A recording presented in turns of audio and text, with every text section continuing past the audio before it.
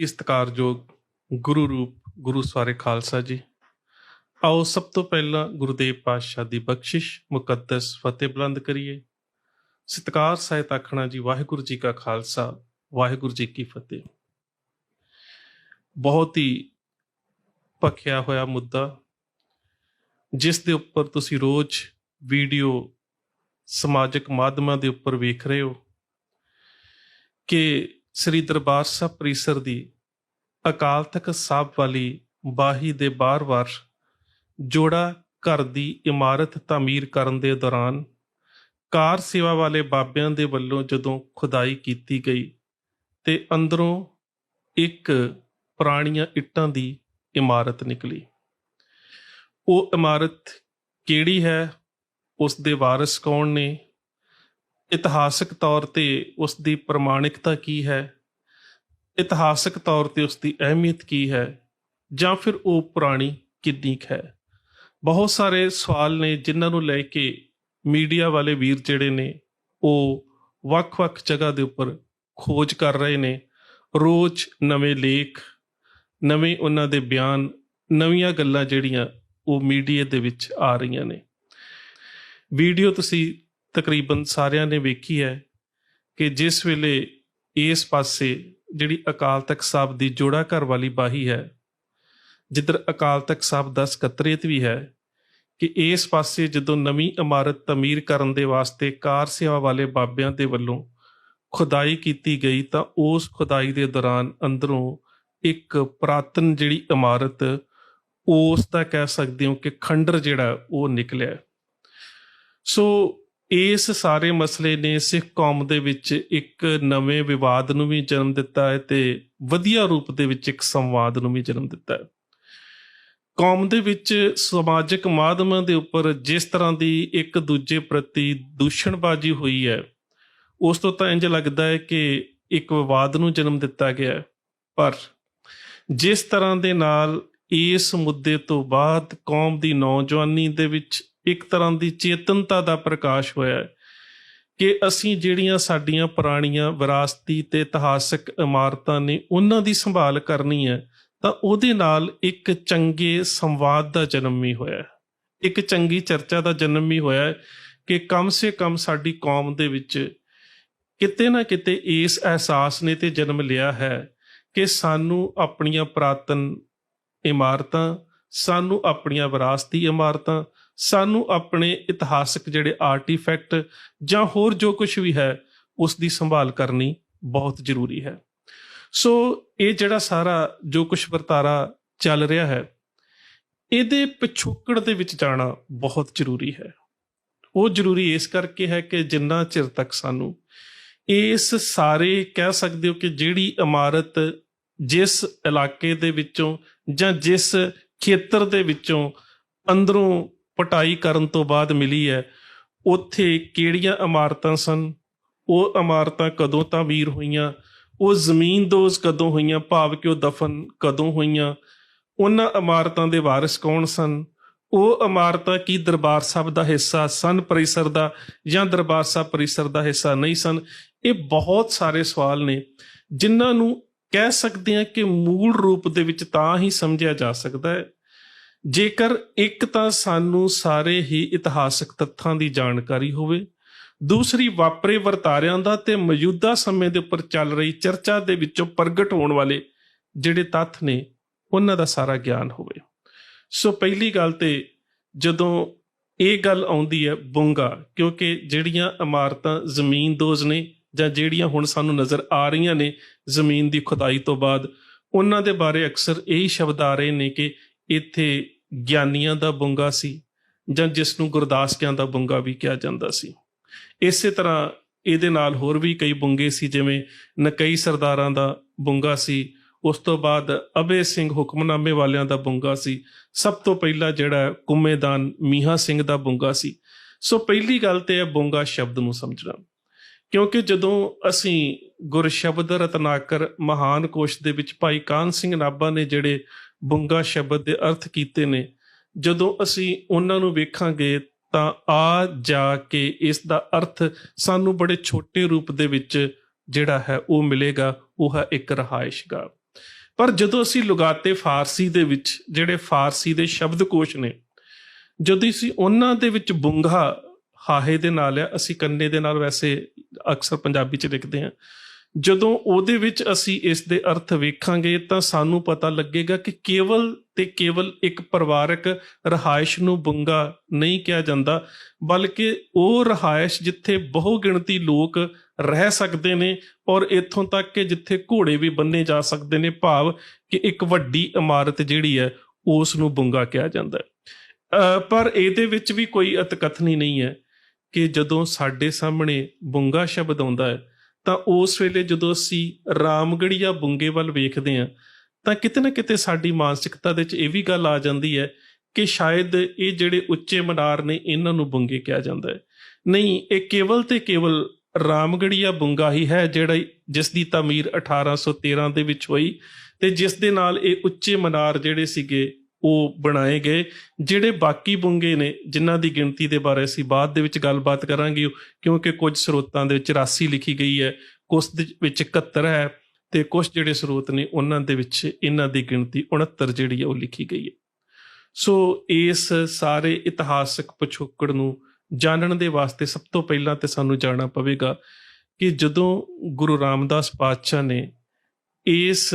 ਅੰਮ੍ਰਿਤਸਰ ਸ਼ਹਿਰ ਨੂੰ, ਜਿਸ ਦਾ ਅੱਜ ਨਾਮ ਅਸੀਂ ਅੰਮ੍ਰਿਤਸਰ ਕਹਿੰਦੇ ਹਾਂ, ਜਦੋਂ ਇਸ ਸ਼ਹਿਰ ਨੂੰ ਵਸਾਇਆ ਤਾਂ ਇਸ ਸ਼ਹਿਰ ਦੀ ਅੰਦਰੂਨੀ ਕਹਿ ਸਕਦੇ ਹੋ ਕਿ ਜਿਹੜੀ ਹੱਦਬੰਦੀ ਸੀ, ਉਹ ਜਿੰਨੀ ਵੀ ਜ਼ਮੀਨ ਹੈ ਉਹ ਮੁੱਲ ਖਰੀਦੀ ਹੋਈ ਜ਼ਮੀਨ ਹੈ। ਕਹਿਣ ਤੋਂ ਭਾਵ ਹੈ ਕਿ ਜਿਹੜਾ ਪੁਰਾਣਾ ਅੰਮ੍ਰਿਤਸਰ ਸ਼ਹਿਰ ਹੈ ਉਸ ਸਾਰੇ ਸ਼ਹਿਰ ਦੀ ਜ਼ਮੀਨ ਇਸ ਸ਼ਹਿਰ ਨੂੰ ਵਸਾਉਣ ਕਰਕੇ ਗੁਰੂ ਸਾਹਿਬ ਨੇ ਮੁੱਲ ਖਰੀਦੀ ਹੈ, ਜਿਸ ਦਾ ਬਕਾਇਦਾ ਦੇ ਤੌਰ ਤੇ ਅਕਬਰ ਦੇ ਸਮੇਂ ਦੇ ਜਿਹੜੇ ਜ਼ਮੀਨੀ ਬੰਦੋਬਸਤ ਦੇ ਕਾਗਜ਼ਾਤ ਨੇ ਉਹਨਾਂ ਦੇ ਵਿੱਚ ਇਸ ਦਾ ਜ਼ਿਕਰ ਮਿਲਦਾ ਹੈ। ਹੁਣ ਅਸੀਂ ਅੱਗੇ ਚੱਲਦੇ ਹਾਂ ਕਿ ਕਿਉਂਕਿ ਇਹ ਕੇਵਲ ਤੇ ਕੇਵਲ ਦਰਬਾਰ ਸਾਹਿਬ ਦੀ ਉਸਾਰੀ ਹੀ ਨਹੀਂ ਕਰਨੀ ਸੀ, ਬਲਕਿ ਇੱਕ ਸ਼ਹਿਰ ਨੂੰ ਵਸਾਉਣਾ ਸੀ। ਹੁਣ ਅਸੀਂ ਅੱਗੇ ਚੱਲਦੇ ਹਾਂ ਕਿ ਜਦੋਂ ਸਰੋਵਰ ਦੀ ਪਟਾਈ ਕੀਤੀ ਗਈ ਤੇ ਸਰੋਵਰ ਦੀ ਪਟਾਈ ਦੇ ਦੌਰਾਨ ਜਿਹੜੀ ਵਿੱਚੋਂ ਮਿੱਟੀ ਨਿਕਲੀ, ਉਸ ਮਿੱਟੀ ਦੇ ਨਾਲ ਸਾਡੇ ਇਤਿਹਾਸਕ ਸਰੋਤਾਂ ਦੇ ਵਿੱਚ ਜ਼ਿਕਰ ਮਿਲਦਾ ਹੈ ਕਿ ਆਲੇ ਦੁਆਲੇ ਜਿਹੜੇ ਉਹਨਾਂ ਸਮਿਆਂ ਦੇ ਵਿੱਚ ਕਾਰੀਗਰ ਸਨ, ਜਿਹੜੇ ਸਿੱਖ ਸਨ, ਜਿਹੜੇ ਸੇਵਕ ਸਨ, ਜਿਹੜੇ ਗੁਰੂ ਸਾਹਿਬ ਨੇ ਵੱਖ-ਵੱਖ ਕਿੱਤਿਆਂ ਦੇ ਜਿਹੜੇ ਲੋਕ ਮੰਗਵਾ ਕੇ ਵੱਖ-ਵੱਖ ਬਾਜ਼ਾਰ ਵਸਾਏ ਸਨ, ਉਸ ਸਰੋਵਰ ਨੂੰ ਪੁੱਟਣ ਦੇ ਵਿੱਚੋਂ ਨਿਕਲੀ ਹੋਈ ਮਿੱਟੀ ਦੇ ਨਾਲ ਉਹਨਾਂ ਨੇ ਇਸ ਪਰਿਸਰ ਦੇ ਆਲੇ ਦੁਆਲੇ ਆਪਣੀਆਂ ਦੁਕਾਨਾਂ ਤੇ ਆਪਣੇ ਮਕਾਨ ਜਿਹੜੇ ਸੀ ਉਹ ਤਾਮੀਰ ਕੀਤੇ। ਕੁਝ ਮਕਾਨ ਬਹੁਤ ਵੱਡੇ ਵੀ ਤਾਮੀਰ ਕਰਵਾਏ ਗਏ ਗੁਰੂ ਸਾਹਿਬ ਦੀ ਦੇਖ ਰੇਖ ਦੇ ਵਿੱਚ, ਜਿਨ੍ਹਾਂ ਦੇ ਵਿੱਚ ਬਾਹਰੋਂ ਆਈਆਂ ਸੰਗਤਾਂ ਜਿਹੜੀਆਂ ਗੁਰੂ ਸਾਹਿਬ ਦੇ ਦਰਸ਼ਨ ਕਰਨ ਦੇ ਆਉਂਦੀਆਂ ਸਨ,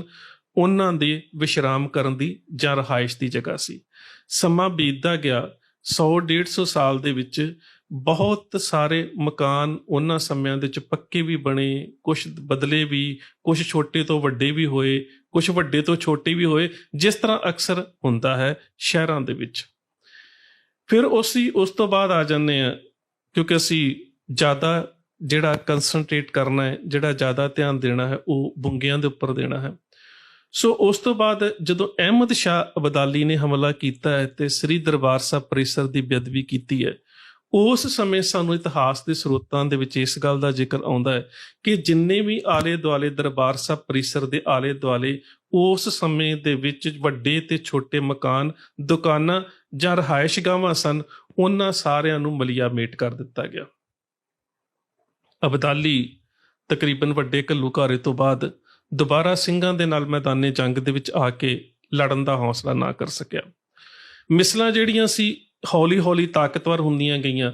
ਤੇ ਜਦੋਂ ਦਰਬਾਰ ਸਾਹਿਬ ਦੀ ਮੁੜ ਉਸਾਰੀ ਕਰਵਾਈ ਗਈ ਤਾਂ ਉਸ ਸਮੇਂ ਕੁਝ ਮਿਸਲਾਂ ਦੇ ਮੁਖੀਆਂ ਨੇ ਦਰਬਾਰ ਸਾਹਿਬ ਦੀ ਨਿਗਰਾਨੀ ਦੇ ਵਾਸਤੇ ਆਪਣੇ ਜਿਹੜੇ ਸੀ ਕੁਝ ਬੁੰਗੇ ਤਾਮੀਰ ਕਰਵਾਏ। ਉਹਨਾਂ ਦਾ ਕੇਵਲ ਤੇ ਕੇਵਲ ਨਿਸ਼ਾਨਾ ਇੱਥੋਂ ਤੱਕ ਸੀ ਕਿ ਉਹਨਾਂ ਬੁੰਗਿਆਂ ਦੇ ਵਿੱਚ ਕੁਝ ਸ਼ਸਤਰਧਾਰੀ ਸੂਰਮੇ, ਕੁਝ ਘੋੜਸਵਾਰ, ਕੁਝ ਉਹਨਾਂ ਦੇ ਸ਼ਸਤਰ ਹਮੇਸ਼ਾ ਹੀ ਉੱਥੇ ਕਹਿ ਸਕਦੇ ਹੋ ਕਿ ਰਹਿੰਦੇ ਸੀ, ਜਿਹੜੇ ਕਿ ਦਰਬਾਰ ਸਾਹਿਬ ਜਾਂ ਅੰਮ੍ਰਿਤਸਰ ਦੇ ਉੱਪਰ ਹੋਣ ਵਾਲੇ ਕਿਸੇ ਵੀ ਹਮਲੇ ਦਾ ਬਚਾਅ ਕਰ ਸਕਦੇ ਸੀ। ਸੋ ਉਹਨਾਂ ਸਮਿਆਂ ਦੇ ਵਿੱਚ ਸਾਨੂੰ ਥੋੜਾ ਥੋੜਾ ਇਹ ਜਿਹੜਾ ਪੱਖ ਮਿਲਣਾ ਸ਼ੁਰੂ ਹੋ ਜਾਂਦਾ ਹੈ। ਉਸ ਤੋਂ ਬਾਅਦ ਜਿਹੜੇ ਬਹੁਤ ਸਾਰੇ ਬੁੰਗਿਆਂ ਦੀ ਤਾਮੀਰ ਦੀ ਗੱਲ ਆਉਂਦੀ ਹੈ ਕਿ ਬਹੁਤ ਸਾਰੇ ਜਿਹੜੇ ਬੁੰਗੇ ਸੀ ਉਹ ਬਣਾਏ ਗਏ, ਤਾਂ ਇਹ ਤਕਰੀਬਨ ਸਨ 1800 ਤੋਂ ਲੈ ਕੇ 1882 ਤੱਕ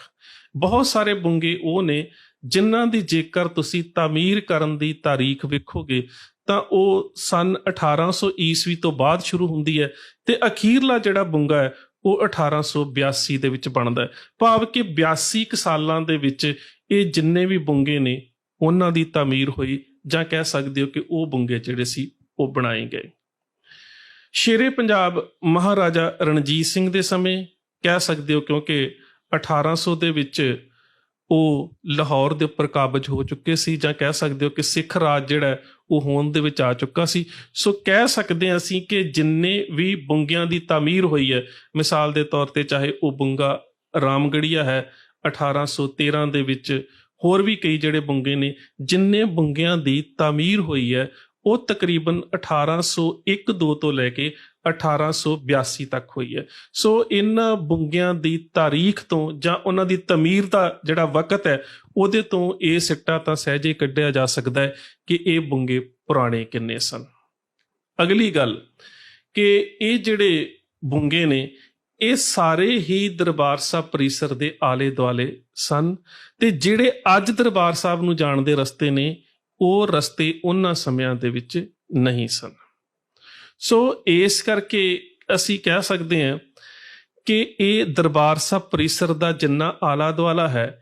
ਇਹਦੇ ਆਲੇ ਦੁਆਲੇ ਸਾਰੇ ਹੀ ਜਿਹੜੇ ਉਸ ਸਮੇਂ ਦੇ ਮਿਸਲਾਂ ਦੇ ਸਰਦਾਰ ਸਨ, ਜਾਂ ਸ਼ੇਰੇ ਪੰਜਾਬ ਮਹਾਰਾਜਾ ਰਣਜੀਤ ਸਿੰਘ ਦੇ ਜਰਨੈਲ ਸਨ, ਜਾਂ ਵੱਡੇ ਸਰਦਾਰ ਘਰਾਣੇ ਸਨ, ਜਾਂ ਇਲਾਕੇ ਦੀਆਂ ਸੰਗਤਾਂ ਸਨ, ਇਹਨਾਂ ਸਾਰਿਆਂ ਨੇ ਹੀ ਆਪਣੇ ਆਪਣੇ ਜਿਹੜੇ ਬੁੰਗੇ ਸੀ ਉਹ ਤਿਆਰ ਕਰਵਾਏ ਹੋਏ ਸੀ। ਇਹਨਾਂ ਬੁੰਗਿਆਂ ਦੇ ਜਿਹੜੇ ਨਾਮ ਨੇ, ਕੁਝ ਬੁੰਗਿਆਂ ਦੇ ਨਾਮ ਮਿਸਲਾਂ ਦੇ ਨਾਮ ਤੇ, ਜਿਵੇਂ ਕਿ ਨਕਈ ਸਰਦਾਰਾਂ ਦਾ ਬੁੰਗਾ, ਇਸੇ ਤਰ੍ਹਾਂ ਦੇ ਨਾਲ ਮਾਨਾਂ ਵਾਲੇ ਸਰਦਾਰਾਂ ਦਾ ਬੁੰਗਾ। ਇਹ ਕੁਝ ਬੁੰਗੇ ਨੇ ਜਿਹੜੇ ਤੁਹਾਨੂੰ ਮਿਸਲਾਂ ਦੇ ਨਾਮ ਦੇ ਉੱਪਰ ਮਿਲਣਗੇ, ਕੁਝ ਬੁੰਗੇ ਵਿਅਕਤੀਆਂ ਦੇ ਨਾਮ ਦੇ ਉੱਪਰ ਮਿਲਣਗੇ, ਜਿਸ ਤਰ੍ਹਾਂ ਕਿ ਸਰਦਾਰ ਮੀਹਾਂ ਸਿੰਘ ਕੁੰਮੇਦਾਨ ਦਾ ਕੁੰਬਾ ਜਿਹੜਾ ਹੈਗਾ ਹੈ ਬੁੰਗਾ। ਉਸ ਤੋਂ ਇਲਾਵਾ ਕੰਵਰ ਨੌ ਨਿਹਾਲ ਸਿੰਘ ਦਾ, ਕੰਵਰ ਸ਼ੇਰ ਸਿੰਘ ਦਾ, ਧਿਆਨ ਸਿੰਘ ਦਾ, ਮਹਾਰਾਣੀ ਸਦਾ ਕੌਰ ਦਾ। ਕੁਝ ਐਸੇ ਨੇ ਜਿਹੜੇ ਤੁਹਾਨੂੰ ਇਲਾਕਿਆਂ ਦੇ ਨਾਮ ਦੇ ਉੱਪਰ ਮਿਲਣਗੇ, ਜਿਸ ਤਰ੍ਹਾਂ ਮਲਵਈਆਂ ਦਾ ਬੁੰਗਾ। ਕੁਝ ਐਸੇ ਨੇ ਜਿਹੜੇ ਨਿਰਮਲਿਆਂ ਦੇ ਨਾਮ ਦੇ ਉੱਪਰ ਵੀ ਨੇ, ਜਿਵੇਂ ਸੰਤ ਸਿੰਘ ਨਿਰਮਲੇ ਦਾ ਬੁੰਗਾ। ਇਸ ਤਰ੍ਹਾਂ ਦੇ ਨਾਲ ਬਹੁਤ ਸਾਰੇ ਬੁੰਗੇ ਜਿਹੜੇ ਨੇ ਤੁਹਾਨੂੰ ਉਹ ਕਿਸੇ ਨਾ ਕਿਸੇ ਨਾਮ ਦੇ ਉੱਪਰ ਮਿਲਦੇ ਸੀ। ਕਹਿ ਸਕਦੇ ਹੋ ਕਿ ਇਲਾਕੇ ਦੇ ਲੋਕਾਂ ਦੇ ਵਾਸਤੇ ਜਿਸ ਇਲਾਕੇ 'ਚੋਂ ਸੰਗਤ ਆਉਂਦੀ ਸੀ, ਉਸ ਇਲਾਕੇ ਦੇ ਸਰਦਾਰ ਨੇ ਆਪਣੇ ਇਲਾਕੇ ਦੀ ਸੰਗਤ ਦੇ ਵਾਸਤੇ ਇੱਕ ਰਿਹਾਇਸ਼ਗਾਹ ਤਿਆਰ ਕੀਤੀ ਹੁੰਦੀ ਸੀ। ਕਿਉਂਕਿ ਅੱਜ ਵਾਂਗੂ ਬਹੁਤ ਜ਼ਿਆਦਾ ਹਜ਼ਾਰਾਂ ਦੀ ਗਿਣਤੀ ਦੇ ਵਿੱਚ ਸੰਗਤਾਂ ਤੇ ਨਹੀਂ ਸੀ ਆਉਂਦੀਆਂ, ਪਰ ਜਿੰਨੀ ਕੁ ਸੰਗਤ ਆਉਂਦੀ ਸੀ ਘੋੜਸਵਾਰਾਂ ਦੇ ਰੂਪ ਦੇ ਵਿੱਚ ਜਾਂ ਪੈਦਲ ਚੱਲ ਕੇ, ਤੇ ਉਹਨਾਂ ਦੀ ਰਿਹਾਇਸ਼ ਦੇ ਵਾਸਤੇ ਜਿਹੜੇ ਸੀ ਇਹ ਬੁੰਗੇ ਤਿਆਰ ਕੀਤੇ ਗਏ। ਸ਼ੇਰੇ ਪੰਜਾਬ ਮਹਾਰਾਜਾ ਰਣਜੀਤ ਸਿੰਘ ਦਾ ਰਾਜ ਜਾਂਦਾ ਰਿਹਾ, ਔਰ ਸਭ ਤੋਂ ਪਹਿਲੀ ਘਟਨਾ ਤਾਂ ਇਹ ਵਾਪਰੀ ਕਿ ਸਨ 1862 ਦੇ ਵਿੱਚ ਜੌਨ ਗਾਰਡਨ ਦੇ ਵੱਲੋਂ ਤਿਆਰ ਕੀਤੇ ਨਕਸ਼ੇ ਦੇ ਅਨੁਸਾਰ 7 ਬੁੰਗੇ ਢਾਹ ਕੇ ਅੰਗਰੇਜ਼ਾਂ ਦੇ ਵੱਲੋਂ ਇੱਕ ਕਲੌਕ ਟਾਵਰ ਜਿਹੜਾ ਉਹ ਤਿਆਰ ਕੀਤਾ ਗਿਆ, ਜਿਸ ਦੀ ਤਸਵੀਰ ਤੁਸੀਂ ਵੇਖ ਸਕਦੇ ਹੋ। ਇਹ 1862 ਦੇ ਵਿੱਚ ਹੋਇਆ। ਸੋ ਇਹਦੇ ਵਾਸਤੇ ਜਿਹੜੇ 7 ਬੁੰਗੇ ਢਾਏ ਗਏ, ਉਹਨਾਂ ਵਿੱਚ 3 ਬੁੰਗੇ, ਇੱਕ ਤਾਂ ਸੰਤ ਸਿੰਘ ਨਿਰਮਲੇ ਦਾ ਬੁੰਗਾ, ਇੱਕ ਜਿਹੜਾ ਸੀਗਾ ਦਾਦੂਪੁਰੀਏ ਸਰਦਾਰਾਂ ਦਾ ਬੁੰਗਾ, ਤੇ ਉਹਦੇ ਨਾਲ ਇੱਕ ਸੀ ਲਾਡੇ ਵਾਲੇ ਸਰਦਾਰਾਂ ਦਾ ਬੁੰਗਾ। ਇਹ 3 ਬੁੰਗੇ ਤਾਂ ਹੋਰ ਸੀ। ਉਹਦੇ ਤੋਂ ਇਲਾਵਾ ਜਿਹੜੇ 4 ਬੁੰਗੇ ਢਾਏ ਗਏ, ਉਹ 4 ਹੀ ਬੁੰਗੇ ਸ਼ੇਰੇ ਪੰਜਾਬ ਮਹਾਰਾਜਾ ਰਣਜੀਤ ਸਿੰਘ ਦੇ ਪਰਿਵਾਰ ਦੇ ਨਾਲ ਸੰਬੰਧ ਰੱਖਦੇ ਸਨ। ਮਹਾਰਾਜਾ ਸ਼ੇਰ ਸਿੰਘ ਦਾ ਬੁੰਗਾ, ਰਾਣੀ ਸਦਾ ਕੌਰ ਦਾ ਬੁੰਗਾ, ਸ਼ੁਕਰ ਚੱਕੀਆ ਮਿਸਲ ਦਾ ਬੁੰਗਾ, ਔਰ ਕੰਵਰ ਨੌ ਨਿਹਾਲ ਸਿੰਘ ਦਾ ਬੁੰਗਾ, ਜਿਸ ਨੂੰ ਸਰਕਾਰੇ ਖਾਲਸਾ ਦਾ ਬੁੰਗਾ ਵੀ ਕਿਹਾ ਜਾਂਦਾ ਸੀ। ਸੋ ਇਸ ਦੇ ਪਿੱਛੇ ਤੁਸੀਂ ਅੰਗਰੇਜ਼ਾਂ ਦੀ ਚਾਲ ਨੂੰ ਸਮਝੋ ਕਿ ਉਹਨਾਂ ਨੇ ਉਸ ਪਰਿਵਾਰ ਦੇ ਹੀ ਬੁੰਗੇ ਢਾਏ ਜਿਸ ਪਰਿਵਾਰ ਦੇ ਕੋਲ ਉਸ ਸਮੇਂ ਸਿੱਖ ਰਾਜ ਦੀ ਵਾਗਡੋਰ ਸੀ। ਕਹਿ ਸਕਦੇ ਹਾਂ ਕਿ ਉਹਨਾਂ ਨੇ ਦਰਬਾਰ ਸਾਹਿਬ ਪਰਿਸਰ ਦੀ ਹਦੂਦ ਦੇ ਵਿੱਚ ਉਹ ਕਲੌਕ ਟਾਵਰ ਨਹੀਂ ਸੀ ਬਣਾਇਆ, ਇੱਕ ਤਰ੍ਹਾਂ ਦੇ ਨਾਲ ਉਸ ਸਿੱਖ ਰਾਜੇ ਦੇ ਬੁੰਗਿਆਂ ਨੂੰ ਢਾਹ ਕੇ ਇੱਕ ਤਰ੍ਹਾਂ ਦੇ ਨਾਲ ਵਿਕਟਰੀ ਟਾਵਰ ਜਿਹੜਾ ਇੱਕ ਜਿੱਤ ਦਾ ਜਿਹੜਾ ਸਤੂਪ ਆ ਉਹ ਬਣਾਇਆ ਸੀ। ਕਿਉਂਕਿ 1862 ਦੇ ਵਿੱਚ ਜਦੋਂ ਜੌਨ ਗਾਰਡਨ ਨੇ ਇਹਦਾ ਨਕਸ਼ਾ ਤਿਆਰ ਕੀਤਾ ਤੇ ਇਹ ਜਿਹੜੀਆਂ 7 ਬੁੰਗੇ ਜਿਹੜੇ ਸਭ ਤੋਂ ਪਹਿਲਾਂ ਢਾਏ ਗਏ, ਇਹ ਬੁੰਗੇ ਉਹੀ ਸਨ ਜਿਨ੍ਹਾਂ ਦੇ ਵਿੱਚੋਂ 4 ਦਾ ਰਣਜੀਤ ਸਿੰਘ ਦੇ ਪਰਿਵਾਰ ਦੇ ਨਾਲ ਸਿੱਧਾ ਸੰਬੰਧ ਸੀ। ਸੋ ਵਕਤ ਹੌਲੀ ਹੌਲੀ ਬੀਤਦਾ ਰਿਹਾ। ਸਿੱਖਾਂ ਦੇ ਮਨ ਦੇ ਵਿੱਚ ਇਸ ਗੱਲ ਦਾ ਰੋਸ ਵੀ ਬਹੁਤ ਸੀ, ਪਰ ਰਾਜ ਅੰਗਰੇਜ਼ਾਂ ਦਾ ਸੀ। ਹੁਣ ਅਸੀਂ ਆ ਜਾਂਦੇ ਹਾਂ ਤਕਰੀਬਨ 1920-21 ਦੇ ਵਿੱਚ, ਜਦੋਂ ਗੁਰਦੁਆਰਾ ਸੁਧਾਰ ਲਹਿਰ ਚੱਲਦੀ ਹੈ। ਜਦੋਂ ਗੁਰਦੁਆਰਾ ਸੁਧਾਰ ਲਹਿਰ ਚੱਲਦੀ ਹੈ ਤਾਂ ਉਦੋਂ ਤੱਕ ਬੇਸ਼ੱਕ ਇਹ ਜਿਹੜਾ ਕਲੌਕ ਟਾਵਰ, ਜਿਹੜੇ 7 ਬੁੰਗੇ ਪਹਿਲੇ ਸੀ, ਜਿੱਥੇ ਅੱਜ ਅਕਾਲ ਤਖਤ ਸਾਹਿਬ ਵਾਲੀ ਬਾਹੀ ਦੇ ਬਾਹਰ ਆਉਂਦਿਆਂ ਜੋੜਾ ਘਰ ਹੈ, ਉਸ ਨੁੱਕਰ ਤੋਂ ਲੈ ਕੇ ਤਕਰੀਬਨ ਕਹਿ ਸਕਦੇ ਹੋ ਕਿ ਘੰਟਾ ਘਰ ਤੱਕ ਇਹ ਸਾਰੇ ਇਲਾਕੇ ਦੇ ਵਿੱਚ ਜਿਹੜੇ 7 ਬੁੰਗੇ ਸੀ, ਇਹਨਾਂ ਨੂੰ ਢਾਹ ਦਿੱਤਾ ਗਿਆ। ਜੇਕਰ ਤੁਸੀਂ ਪੁਰਾਣਾ ਨਕਸ਼ਾ ਵੇਖਣਾ ਹੋਵੇ ਤਾਂ ਵੇਖ ਸਕਦੇ ਹੋ। ਸੋ ਉਸ ਤੋਂ ਬਾਅਦ ਜਦੋਂ ਗੁਰਦੁਆਰਾ ਸੁਧਾਰ ਲਹਿਰ ਸ਼ੁਰੂ ਹੁੰਦੀ ਹੈ, ਤੇ ਗੁਰਦੁਆਰਾ ਸੁਧਾਰ ਲਹਿਰ ਦੇ ਦੌਰਾਨ ਇਹ ਮਹਿਸੂਸ ਕੀਤਾ ਜਾਂਦਾ ਹੈ ਕਿ ਇਹ ਜਿਹੜੇ ਬੁੰਗੇ ਅੰਗਰੇਜ਼ਾਂ ਦੇ ਅਧੀਨ ਨੇ, ਭਾਵ ਕਿ ਜਿੱਥੇ ਉਹ ਦਾਖਲ ਹੋ ਚੁੱਕੇ ਨੇ, ਜਾਂ ਬਹੁਤ ਸਾਰੇ ਬੁੰਗਿਆਂ ਦੇ ਜਿਹੜੇ ਬੁੰਗਈ ਨੇ ਉਹ ਉਹਨਾਂ ਦੇ ਪ੍ਰਭਾਵ ਅਧੀਨ ਨੇ, ਉੱਥੇ ਕੁਝ ਸਿੱਖ ਵਿਰੋਧੀ ਤੇ ਅਨੈਤਿਕ ਕਰਮ ਹੁੰਦੇ ਨੇ। ਤਾਂ ਉਸ ਵੇਲੇ ਗੁਰਦੁਆਰਾ ਸੁਧਾਰ ਲਹਿਰ ਦੇ ਆਗੂਆਂ ਦੇ ਵੱਲੋਂ ਇਹ ਫੈਸਲਾ ਲਿਆ ਜਾਂਦਾ ਹੈ ਕਿ ਇਹ ਸਾਰੇ ਜਿਹੜੇ ਬੁੰਗੇ ਨੇ, ਇਹਨਾਂ ਨੂੰ ਆਪਣੇ ਅਧੀਨ ਕਰ ਲਿਆ ਜਾਵੇ। ਸੋ ਕੁਝ ਤਾਂ ਐਸੇ ਬੁੰਗਈ ਸਰਦਾਰ ਸਨ ਜਿਨ੍ਹਾਂ ਨੇ ਆਪਣੇ ਆਪ ਹੀ ਉਹ ਗੁਰਦੁਆਰਾ ਸੁਧਾਰ ਲਹਿਰ ਦੇ ਆਗੂਆਂ ਨੂੰ ਸਹਿਮਤੀ ਦੇ ਨਾਲ ਦੇ ਦਿੱਤੇ। ਪਰ 1925 ਦੇ ਵਿੱਚ ਜਦੋਂ ਗੁਰਦੁਆਰਾ ਐਕਟ ਬਣਦਾ ਹੈ, ਤੇ ਉਦੋਂ ਕੁਝ ਇਲਾਕਿਆਂ ਦੇ ਲੋਕਾਂ ਨੇ ਤੇ ਕੁਝ ਬੁੰਗਿਆਂ ਦੇ ਜਿਹੜੇ ਸਰਬਰਾਹ ਸੀ, ਜਿਨ੍ਹਾਂ ਨੂੰ ਬੁੰਗਈ ਕਿਹਾ ਜਾਂਦਾ ਸੀ, ਜਿਹੜੇ ਬੁੰਗਿਆਂ ਦੇ ਮੁਖੀ ਸੀ, ਉਹਨਾਂ ਨੇ ਲਾਹੌਰ ਗੁਰਦੁਆਰਾ ਟ੍ਰਿਬਿਊਨਲ ਦੇ ਵਿੱਚ ਇਹ ਦਾਅਵਾ ਕਰ ਦਿੱਤਾ ਕਿ ਅਸੀਂ ਇਹ ਬੁੰਗੇ ਇਸ ਕਮੇਟੀ ਨੂੰ, ਜਾਂ ਜਿਹੜੇ ਅਕਾਲੀਆਂ ਦੀ ਇਹ ਨਵੀਂ ਕਮੇਟੀ ਹੋਣ ਦੇ ਵਿੱਚ ਆਈ ਹੈ, ਅਸੀਂ ਇਸ ਨੂੰ ਨਹੀਂ ਦੇਣੇ। ਸੋ ਇਹ ਕੁਛ ਚਿਰ ਇਹ ਕੇਸ ਚੱਲਦਾ ਰਿਹਾ। ਅੰਗਰੇਜ਼ ਚਾਹੁੰਦੇ ਸੀ ਕਿ ਇਹ ਜਿਹੜਾ ਫੈਸਲਾ ਵਾ, ਇਹ ਬੁੰਗਿਆਂ ਦੇ ਜਿਹੜੇ ਮਾਲਕ ਨੇ ਉਹਨਾਂ ਦੇ ਹੱਥ ਦੇ ਵਿੱਚ ਹੋਵੇ, ਕਿਉਂਕਿ ਬਹੁਤ ਸਾਰੇ ਲੈਕਚਰਾਂ ਦੇ ਵਿੱਚ ਮੈਂ ਪਹਿਲਾਂ ਵੀ ਕਹਿ ਚੁੱਕਾ ਹਾਂ ਕਿ ਤਕਰੀਬਨ ਅੰਗਰੇਜ਼ ਇੱਕ ਗੱਲ ਸਮਝਦੇ ਸੀ ਕਿ ਸਿੱਖ ਸ਼ਰਾਈਨਸ ਆਰ ਸਟੇਟ ਵਿਦਿਨ ਸਟੇਟ, ਕਿ ਜਿੰਨਾ ਚਿਰ ਸਿੱਖਾਂ ਦੇ ਗੁਰਦੁਆਰੇ ਤੁਹਾਡੇ ਕਬਜ਼ੇ ਵਿੱਚ ਨਹੀਂ ਆਉਂਦੇ, ਉਹਨਾਂ ਚਿਰ ਤੱਕ ਸਿੱਖਾਂ ਨੂੰ ਗੁਲਾਮ ਨਾ ਸਮਝਿਆ ਜਾਵੇ। ਸੋ ਉਹ ਚਾਹੁੰਦੇ ਸੀ ਕਿ ਬੁੰਗਿਆਂ ਦੇ ਵਿੱਚ ਕਿਸੇ ਤਰ੍ਹਾਂ ਦੇ ਨਾਲ ਸਾਡੀ ਦਖਲ ਅੰਦਾਜ਼ੀ ਰਵੇ। ਇਸ ਕਰਕੇ ਉਹ ਜਿਹੜੀ ਕੇਸ ਕਰਨ ਵਾਲੀ ਧਿਰ ਹੈ, ਉਹ ਉਹਨਾਂ ਦੀ ਮਦਦ ਦੇ ਵਿੱਚ ਸਨ। ਔਰ ਜਿਹੜੀ ਸਿੱਖ ਸਰਦਾਰਾਂ ਦੀ ਧਿਰ ਸੀ, ਜਿਹੜੀ ਕਹਿ ਸਕਦੇ ਹੋ ਕਿ ਗੁਰਦੁਆਰਾ ਸੁਧਾਰ ਲਹਿਰ ਦੇ ਨਾਲ ਜੁੜੇ ਹੋਏ ਜਿਹੜੇ ਸਿੱਖ ਆਗੂ ਸਨ, ਉਹ ਵੀ ਬਹੁਤ ਜ਼ਿਆਦਾ ਰੌਸ਼ਨ ਦਿਮਾਗ ਤੇ ਦੂਰ ਅੰਦੇਸ਼ ਸਨ। ਉਹ ਵੀ ਚਾਹੁੰਦੇ ਸਨ ਕਿ ਕਿਸੇ ਵੀ ਤਰੀਕੇ ਦੇ ਨਾਲ ਇਹ ਜਿਹੜਾ ਫੈਸਲਾ ਹੈ ਅਦਾਲਤ ਤੋਂ ਬਾਹਰ ਕਰ ਲਿਆ ਜਾਵੇ, ਕਿਉਂਕਿ ਜੇਕਰ ਇਹ ਬੁੰਗਿਆਂ ਦੇ ਜਿਹੜੇ ਸਰਬਰਾਹ ਨੇ, ਜਿਨ੍ਹਾਂ ਨੂੰ ਬੁੰਗਈ ਕਿਹਾ ਜਾਂਦਾ ਸੀ, ਜੇਕਰ ਉਹਨਾਂ ਦੇ ਹੱਕ ਦੇ ਵਿੱਚ ਹੋ ਗਿਆ ਨਾ, ਫਿਰ ਉਹਦੇ ਨਾਲ ਆਉਣ ਵਾਲੇ ਸਮੇਂ ਦੇ ਵਿੱਚ ਇੱਕ ਵੱਡੀ ਸਮੱਸਿਆ ਜਿਹੜੀ ਉਹ ਖੜੀ ਹੋਵੇਗੀ। ਇਸ ਕਰਕੇ ਉਹਨਾਂ ਨੇ ਬਾਹਰੋਂ ਬਾਹਰ ਹੀ ਇਹ ਜਿਹੜੇ ਬੁੰਗਿਆਂ ਦੇ ਮਾਲਕ ਬੁੰਗਈ ਸਨ, ਜਾਂ ਜਿਹੜੀਆਂ ਇਲਾਕੇ ਦੀਆਂ ਸੰਗਤਾਂ ਬੁੰਗਿਆਂ ਦੇ ਉੱਪਰ ਕਾਬਜ ਸਨ, ਉਹਨਾਂ ਦੇ ਨਾਲ ਲਿਖਤੀ ਤੌਰ ਤੇ ਇੱਕ ਸਮਝੌਤਾ ਕੀਤਾ 1925 ਦੇ ਵਿੱਚ। ਉਸ ਸਮਝੌਤੇ ਦੇ ਵਿੱਚ ਇੱਕ ਗੱਲ ਲਿਖੀ ਗਈ ਕਿ ਇਹ ਬੁੰਗੇ ਜਿਹੜੇ ਨੇ ਸ੍ਰੀ ਦਰਬਾਰ ਸਾਹਿਬ ਦੇ ਵਕਫ, ਭਾਵ ਕਿ ਦਰਬਾਰ ਸਾਹਿਬ ਦੇ ਵਿੱਚ ਆਉਣ ਵਾਲੀਆਂ ਸੰਗਤਾਂ ਵਾਸਤੇ ਬਣਾਏ ਗਏ ਨੇ। ਇਸ ਕਰਕੇ ਇਹਨਾਂ ਬੁੰਗਿਆਂ ਨੂੰ ਨਾ ਕੋਈ ਗਹਿਣੇ ਪਾ ਸਕਦਾ ਹੈ ਤੇ ਨਾ ਕੋਈ ਵੇਚ ਸਕਦਾ ਹੈ। ਪਹਿਲੀ ਗੱਲ, ਇਹ 5 ਗੱਲਾਂ ਲਿਖੀਆਂ ਗਈਆਂ। ਪਹਿਲੀ ਗੱਲ ਤੇ ਕਿ ਇਹਨਾਂ ਬੁੰਗਿਆਂ ਨੂੰ ਨਾ ਕੋਈ ਵੇਚ ਸਕਦਾ ਹੈ ਤੇ ਨਾ ਕੋਈ ਗਹਿਣੇ ਕਰ ਸਕਦਾ। ਇਹ ਅੱਜ ਦੇ ਸਮੇਂ ਦੇ ਵਿੱਚ ਵੀ ਇਕੱਲੀ ਗੱਲ ਦੇ ਉੱਪਰ ਤੁਹਾਨੂੰ ਧਿਆਨ ਰੱਖਣ ਦੀ ਲੋੜ ਪਵੇਗੀ ਕਿ ਇਹ 1925 ਦੇ ਵਿੱਚ ਜਿਹੜਾ ਸ਼੍ਰੋਮਣੀ, ਜਿਹੜੀ ਕਹਿ ਸਕਦੇ ਹੋ ਕਿ ਸਿੱਖਾਂ ਦੀ ਕਮੇਟੀ, ਤੇ ਉਸ ਤੋਂ ਬਾਅਦ ਇਹ ਜਿਹੜੇ ਬੁੰਗਿਆਂ ਦੇ ਸਰਦਾਰ ਸਰਬਰਾਹ ਮਾਲਕ ਸਨ, ਉਹਨਾਂ ਦੇ ਵਿੱਚ ਜਿਹੜਾ ਲਿਖਤੀ ਸਮਝੌਤਾ ਹੋਇਆ ਹੈ। ਪਹਿਲੀ ਗੱਲ ਕਿ ਇਹ ਬੁੰਗੇ ਸ੍ਰੀ ਦਰਬਾਰ ਸਾਹਿਬ ਦੇ ਵਕਫ ਵਿੱਚ ਹਨ, ਭਾਵ ਕਿ ਦਰਬਾਰ ਸਾਹਿਬ ਦੀ ਆਉਣ ਵਾਲੀ ਸੰਗਤ ਦੇ ਵਾਸਤੇ ਬਣਾਏ ਗਏ ਨੇ, ਨਿੱਜੀ ਵਰਤੋਂ ਲਈ ਨਹੀਂ। ਇਸ ਕਰਕੇ ਨਾ ਕੋਈ ਇਹਨਾਂ ਨੂੰ ਵੇਚ ਸਕਦਾ ਹੈ, ਨਾ ਕੋਈ ਗਹਿਣੇ ਪਾ ਸਕਦਾ ਹੈ। ਦੂਸਰੀ ਗੱਲ, ਜੇ ਕੋਈ ਬੁੰਗਈ ਜਿਹੜਾ ਬੁੰਗੇ ਦੀ ਸੇਵਾ ਕਰਨ ਵਾਲਾ ਹੈ, ਕਿਸੇ ਵੀ ਤਰ੍ਹਾਂ ਦੀ ਪੰਥ ਵਿਰੋਧੀ, ਅਨੈਤਿਕ ਜਾਂ ਕਿਸੇ ਵੀ ਸਿੱਖ ਵਿਰੋਧੀ ਕਾਰਵਾਈ ਦੇ ਵਿੱਚ ਸ਼ਾਮਲ ਹੁੰਦਾ ਪਾਇਆ ਜਾਂਦਾ ਹੈ, ਤੇ ਕਮੇਟੀ ਦੇ ਕੋਲ ਇਹ ਅਧਿਕਾਰ ਹੋਵੇਗਾ ਕਿ ਉਹਦੀ ਜਗ੍ਹਾ ਦੇ ਉੱਪਰ ਨਵਾਂ ਬੁੰਗਈ ਜਿਹੜਾ ਹੈ ਉਸ ਨੂੰ ਨਿਯੁਕਤ ਕੀਤਾ ਜਾਵੇ। ਉਸ ਤੋਂ ਬਾਅਦ 3 ਨੰਬਰ ਗੱਲ ਕਿ ਬੁੰਗੇ ਦੇ ਵਿੱਚ ਗੁਰੂ ਗ੍ਰੰਥ ਸਾਹਿਬ ਮਹਾਰਾਜ ਦੇ ਪ੍ਰਕਾਸ਼ ਸਫਾਈ ਦਾ ਧਿਆਨ ਬੁੰਗਈ ਰੱਖੇਗਾ। ਇਹਦਾ ਮਤਲਬ ਕਿ ਜਿੰਨੇ ਵੀ ਉਸ ਵੇਲੇ ਬੁੰਗੇ ਸਨ, ਜਦੋਂ ਅਸੀਂ ਜਿੰਨਿਆਂ ਦੀ ਗੱਲ ਕਰਦੇ ਹਾਂ ਤੇ ਸਰਦਾਰ ਗਿਆਨੀ ਗਿਆਨ ਸਿੰਘ ਹੁਣਾਂ ਨੇ ਇਹਦੀ ਗਿਣਤੀ 69 ਦੇ ਕਰੀਬ ਦੱਸੀ ਹੈ। ਇੰਨੀ ਕੀ ਗਿਣਤੀ ਸਰਦਾਰ ਕਰਮ ਸਿੰਘ ਹਿਸਟੋਰੀਅਨ ਹੁਣਾਂ ਨੇ ਲਿਖੀ ਹੈ।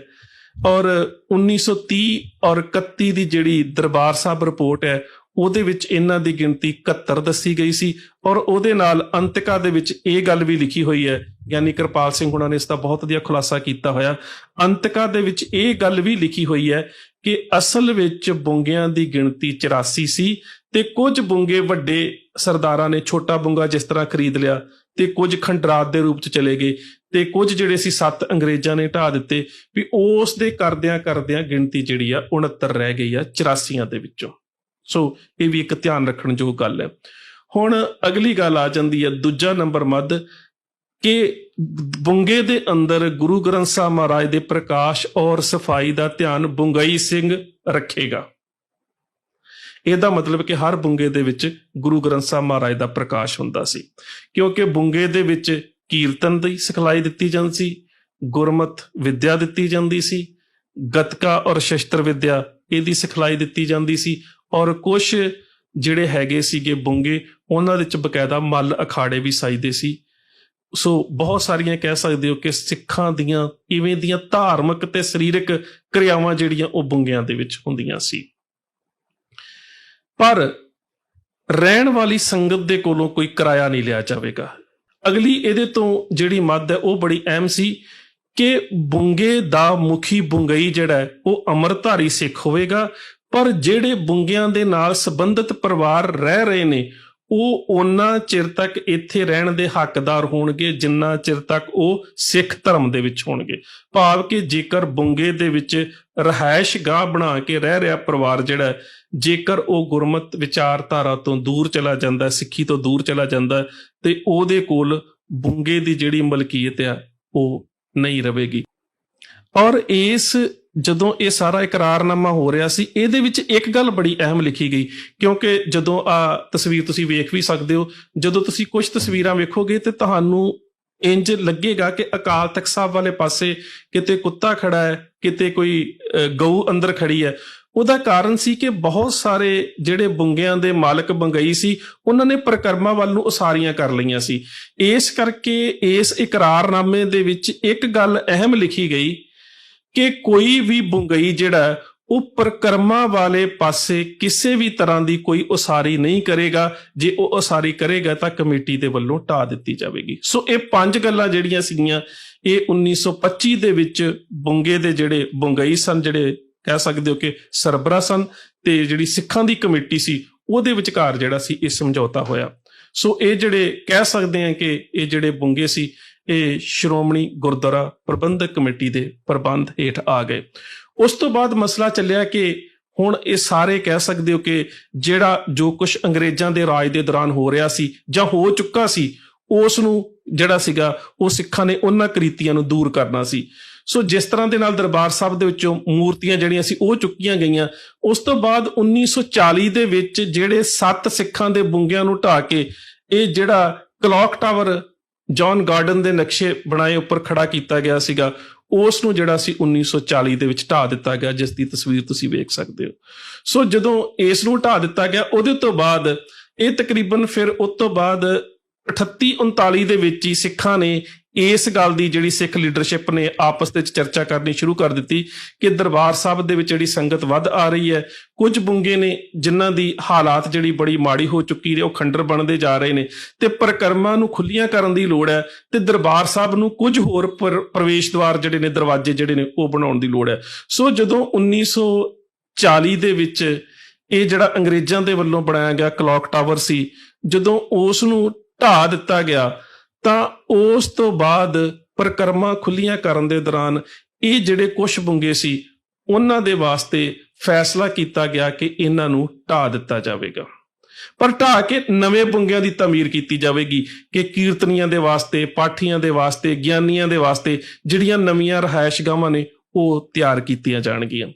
ਸੋ ਇਹ ਜਿਹੜੇ ਸਿੱਖਾਂ ਦੇ ਵੱਲੋਂ ਫੈਸਲਾ ਲਿਆ ਗਿਆ, ਬਕਾਇਦਾ ਉਹਨਾਂ ਸਮਿਆਂ ਦੇ ਜਿਹੜੇ ਸਿੱਖ ਇੰਜੀਨੀਅਰ ਸੀ ਉਹਨਾਂ ਦੀ ਵੀ ਸਲਾਹ ਲਈ ਗਈ ਤੇ ਤਕਰੀਬਨ 1947 ਦੇ ਵਿੱਚ ਇਤਿਹਾਸ ਦੇ ਵਿੱਚ ਜ਼ਿਕਰ ਆਉਂਦਾ ਹੈ, ਅਰਦਾਸ ਕਰਨ ਉਪਰੰਤ ਪਹਿਲੇ ਦਿਨ ਜਿਹੜੇ ਸੀਗੇ ਉਹ 5 ਬੁੰਗੇ ਢਾਏ ਗਏ। ਇੱਕ ਤਾਂ ਇੱਧਰ ਅਕਾਲ ਤਖਤ ਸਾਹਿਬ ਵਾਲੇ ਪਾਸੇ ਘੜਿਆਲਾ ਵਾਲਾ ਬੁੰਗਾ ਤੇ ਝੰਡਾ ਬੁੰਗਾ, ਜਿਹੜਾ ਤੁਸੀਂ ਅੱਜ ਪ੍ਰਵੇਸ਼ ਦੁਆਰ ਵੇਖਦੇ ਹੋ, ਉਹਨੂੰ ਬਣਾਉਣ ਵਾਸਤੇ ਜਿਹੜਾ 2 ਨਿਸ਼ਾਨ ਸਾਹਿਬਾਂ ਦੇ ਵਿਚਕਾਰ ਹੈ। ਇੱਕ ਬਿਲਕੁਲ ਇਹਦੇ ਸਾਹਮਣੇ ਜਿਹੜੀਆਂ ਪੌੜੀਆਂ ਲਾਲ ਇਮਾਰਤ ਦੇ ਲਾਗੋਂ ਉਤਰਦੀਆਂ ਨੇ, ਉਹਨਾਂ ਨੂੰ ਉੱਥੋਂ ਰਸਤਾ ਦੇਣ ਦੇ ਵਾਸਤੇ ਮਾਨਾ ਵਾਲਿਆਂ ਦਾ ਬੁੰਗਾ ਔਰ ਨਿਰਮਲਿਆਂ ਦਾ ਬੁੰਗਾ ਉਹ ਢਾਏ ਗਏ। ਤੇ ਤੀਜੀ ਜਿਹੜੀ ਹੁਣ ਜਿਸ ਨੂੰ ਅਸੀਂ ਘੰਟਾ ਘਰ ਕਹਿੰਦੇ ਆ, ਉਹਦੇ ਲਾਗੇ ਮਲਵਈਆਂ ਦਾ ਬੁੰਗਾ ਸੀ, ਉਸ ਨੂੰ ਢਾਇਆ। ਇਹ ਜਿਹੜੇ 5 ਬੁੰਗੇ ਸੀ ਉਹ ਢਾ ਦਿੱਤੇ ਗਏ ਤੇ ਪਰਿਕਰਮਾ ਜਿਹੜੀਆਂ ਸੀ ਉਹ ਖੁੱਲੀਆਂ ਕਰ ਦਿੱਤੀਆਂ ਗਈਆਂ। ਸੋ ਜਦੋਂ ਹੁਣ ਅਸੀਂ ਅੱਜ ਦੇ ਸਮੇਂ ਦੇ ਵਿੱਚ ਉਹ ਗੱਲ ਕਰਦੇ ਹਾਂ, ਕਿਉਂਕਿ ਜਿਹੜੇ ਬੁੰਗੇ ਉਸ ਪਰਿਸਰ ਤੋਂ ਬਾਹਰ ਰਹਿ ਗਏ ਸੀ, ਉਹ 1984 ਦੇ ਘੱਲੂਘਾਰੇ ਤੋਂ ਬਾਅਦ ਸਰਕਾਰ ਦੇ ਵੱਲੋਂ ਜਦੋਂ ਗਲਿਆਰਾ ਬਣਾਇਆ ਗਿਆ, ਜਿਹੜਾ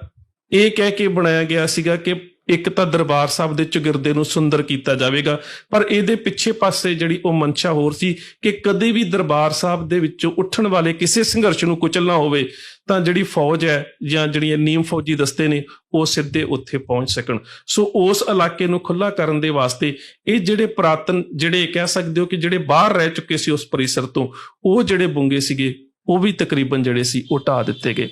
ਹੁਣ ਜਦੋਂ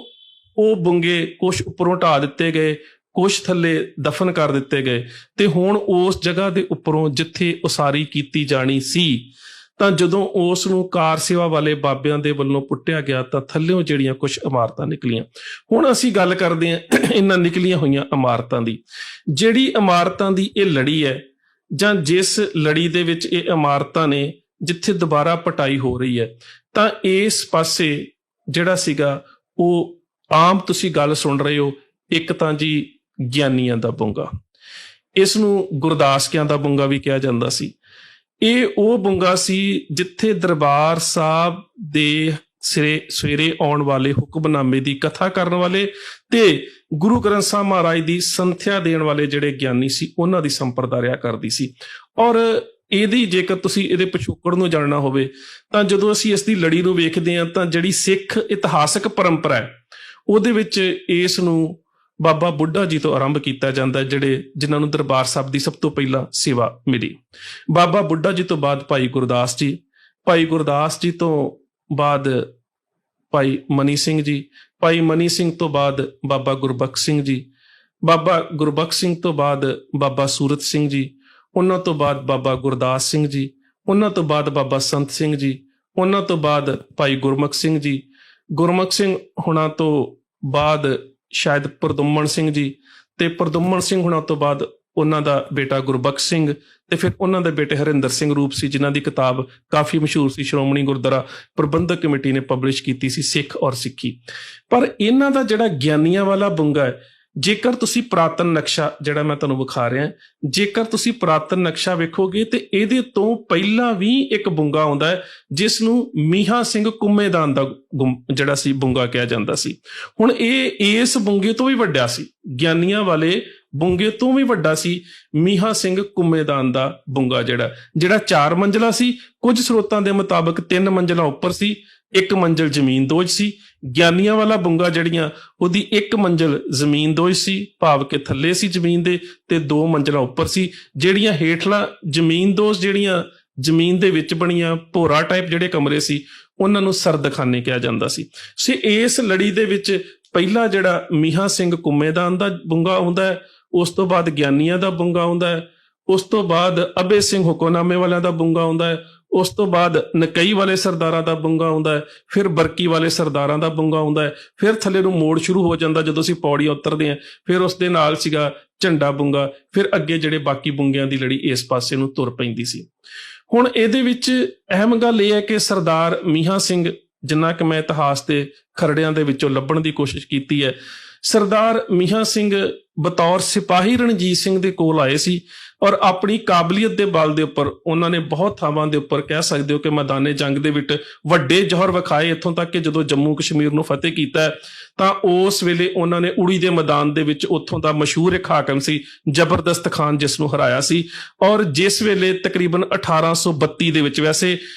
ਕਸ਼ਮੀਰ ਦੇ ਉੱਪਰ ਕਬਜ਼ਾ ਮਹਾਰਾਜਾ ਰਣਜੀਤ ਸਿੰਘ ਨੇ 1819 ਦੇ ਵਿੱਚ ਕਰ ਲਿਆ ਸੀ, ਤੇ 1832 ਦੇ ਵਿੱਚ ਜਦੋਂ ਜੰਮੂ ਕਸ਼ਮੀਰ ਦੇ ਵਿੱਚ, ਖਾਸ ਕਰਕੇ ਕਸ਼ਮੀਰ ਦੇ ਇਲਾਕੇ ਦੇ ਵਿੱਚ ਜਦੋਂ ਕਾਲ ਪੈ ਗਿਆ ਸੀ ਤਾਂ ਉਸ ਵੇਲੇ ਮਹਾਰਾਜਾ ਸ਼ੇਰ ਸਿੰਘ ਦੇ ਕੋਲੋਂ ਵਧੀਆ ਪ੍ਰਬੰਧ ਨਾ ਕੀਤਾ ਗਿਆ ਤੇ ਉੱਥੋਂ ਦਾ ਕਹਿ ਸਕਦੇ ਹੋ ਕਿ ਜਿਹੜਾ ਮੁਖੀ ਹੈ ਉਹ ਕਰਨਲ ਮੀਹਾਂ ਸਿੰਘ ਨੂੰ ਜਿਹੜਾ ਸੀਗਾ ਉਹ ਲਗਾਇਆ ਗਿਆ ਸੀਗਾ।